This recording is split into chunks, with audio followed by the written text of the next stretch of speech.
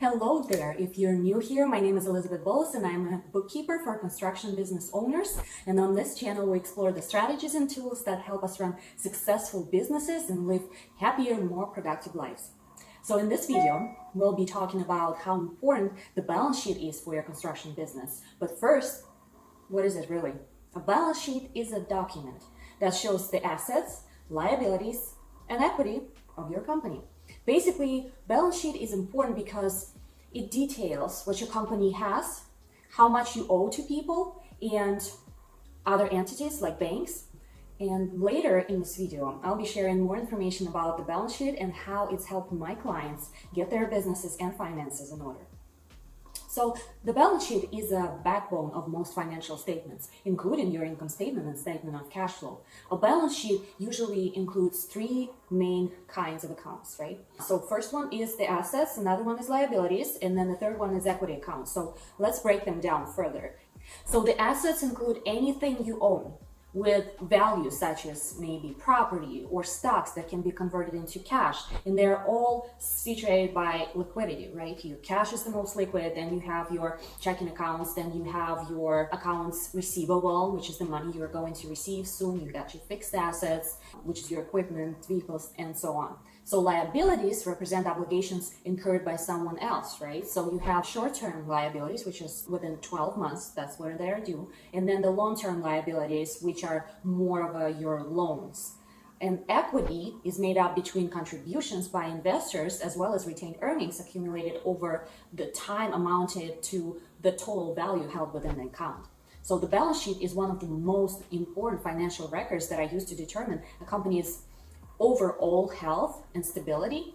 So it provides insight into how well managed your business has been in recent months and even years.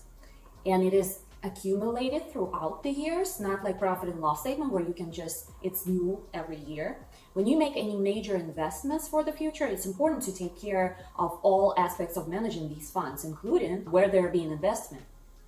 So the primary goal behind maintaining an accurate set of numbers in your ledger is so that you can best understand just how healthy your business currently is financially.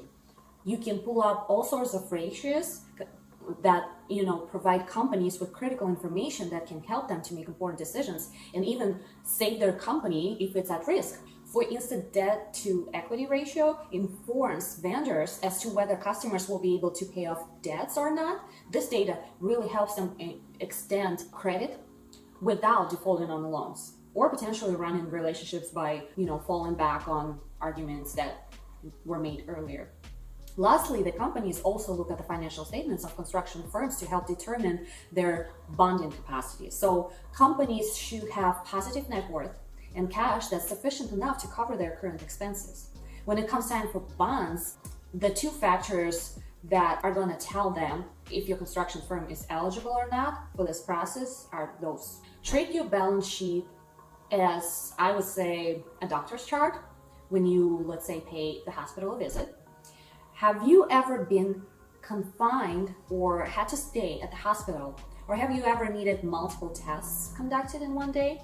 Notice how nurses and doctors often visit you in your room and they have a chart that lists down all of your medication, tests done, even your vital stats. These aren't just for the show, they do this regularly to make sure you're healthy before you get these charts. So it's the same way of how the balance sheet works. As you list everything down, every transaction, every project, everything, you need to keep tabs on your numbers the way doctors and nurses do to your health. I once had a client who needed my help with securing a brand new credit line for a project that he needed funding for. So because we have exhausted all of our avenues for positive cash flow, such as making adjustment on his expenses, checking any outstanding payments he could have received, maybe possibility of renting out or selling his unused equipment, but the funding wasn't enough. It was best to look at opening a new line of credit. So the bank he had gone to had, of course, asked for any financial proof and financial capacity to determine if he's good for the money. So thankfully, I've been handling his books and we regularly been tracking all those numbers. So when he needed that loan, all the numbers were there for him. He didn't have to wait a month for somebody to come and clean up his books, so he could apply for that line of credit. So all I had to do was check the balance sheets and make sure that it was balanced and accurate. I didn't need to fix anything or really cram him to fix all the numbers needed for the bank to approve. In less than a week, we were able to secure a new line of credit for him, and he was able to fund the project as well as pay his team on time. You know, it's not ideal situation at all, but with such crazy price hike on the materials lately, I'm sure many of you have noticed we had to, turn on survival mode. So balance sheet not only helps construction owners secure more funding or get approved with, banks, but it also gives owners the peace of mind that they need. I had a client who was ready to expand. His projects were generating buzz because of his approach to greener projects and sustainability. And we came up with the idea to get investors on board to help offset the costs. So apart from lenders, amazing photographers and client testimonials for his portfolio, we wanted his investors to look at his numbers so they knew where their funding was going to. So because his balance sheet was very organized, it was properly labeled and regularly updated, the investors felt confident to invest into his companies when they looked at his numbers. Not only because he had the vision for the greener projects, but also they trusted the client with their money. So let's look at a couple balance sheets. And I want you to see, what do you notice about them? I'll give you a hint. One of them would be more pleasing to see for the lenders. What are the things that lenders usually look at? Of course, the more cash or assets that you have on hand, or something that could be converted into cash really fast to pay your current obligations, the lower the risk that you will default on the loan. In other words, lots of cash and equivalents encourage a lender to lend. Working capital is the short-term assets, less short-term liabilities, and that's what they're looking for. They're going to pull up any sort of ratios to tell them if you will be able to pay that loan back. Short-term assets include your cash, your receivables, hence why lenders focus on working capital, because it also includes the liabilities. Lenders also look at your overall debt, your interest-bearing debt or both compared to your equity.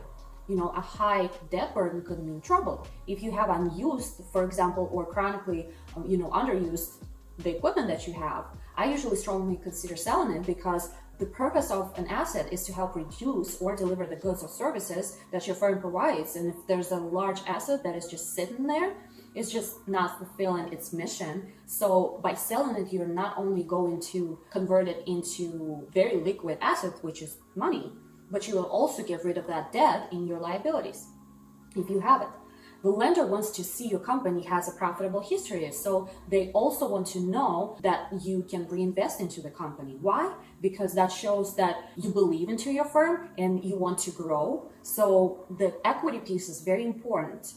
They're looking, do you retain a sizable portion of the earnings, or do you just pull every little dollar that you have to pay for your personal expenses? One way to both decrease debt and increase owner equity to convert any shareholders' loans to equity.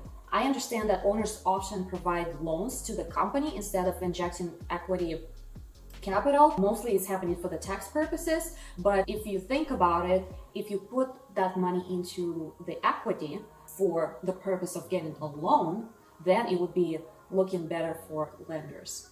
Have you ever tried to flip the narrative and imagine that you're viewing your balance sheet as like a third-party individual instead? Would you understand that balance sheet at first glance? Or do you feel like your brain is twisted into, pretzel because of how messy it is? So let's dive deeper into the importance of balance sheet and how it can influence the decisions that you make for your business. Because your balance sheet determines how much cash you have and how much debt you're in, the numbers should be able to tell you exactly where your money goes. Yes, it helps to have a trusted bookkeeper or accountant in your team to help you, facilitate those decisions. And yes, it helps to have a project manager who oversees your current jobs and updates you on their progress. And yes, it helps to have a legal team or a lawyer who help you create the contracts for your bids. But none of these would have a clear picture if your balance sheet is, out of order. So reviewing a company's balance sheet is important before making any big decisions. You gotta look at the debt to equity ratio, your cash levels, your inventory turnover rate if you're doing inventory, more and more as you try to predict where your business will be in, let's say, 5 years. So do this by analyzing how quickly customers are paying their bills, whether or not management spends money on a reinvestment rather than profit spending. These all live little hints, about the path that you can take for the future growth opportunities. One client of mine is the perfect example for the scenario. He knew he had cash coming in, but for some reason, his bank account was nearing zero. After looking at his balance sheet for the month, he saw that his customers haven't been paying on time and his liabilities were catching up to his assets. So as a next step to this, we also looked at his contracts to check if he had clear stipulations about payment schedules and possible interest that his customers should be covering because of late payments. So after looking at both of those, his balance sheet and his contract, and we also looked at the profit and loss statement, we found out that the late paying customers should be covering an interest on top of their payments. Imagine the cash that he had been missing out on. So on that day itself, he set up automatic invoices and sent them quickly with the reminders. He also made it clear that delayed payments, incurred interest, and he strictly implemented them straight away. So sometimes it's these small details that are often overlooked, and you don't need to panic straight away when the cash is running low. So in conclusion, focusing on your reports should be your priority. I know it's not even close to be the first thing that you're thinking when you think about your business, but I know they can get tedious, and they can take time. But once you get used to it and you and your team will review them often, you will thank the system in the long run. It's like going to the doctor again, it's regularly for checkups. If you have a pet, you take them to the checkups. Treat your business the same way and review your finances regularly. Being a construction industry business owner means you spend countless hours pouring your sweat and your tears into your company.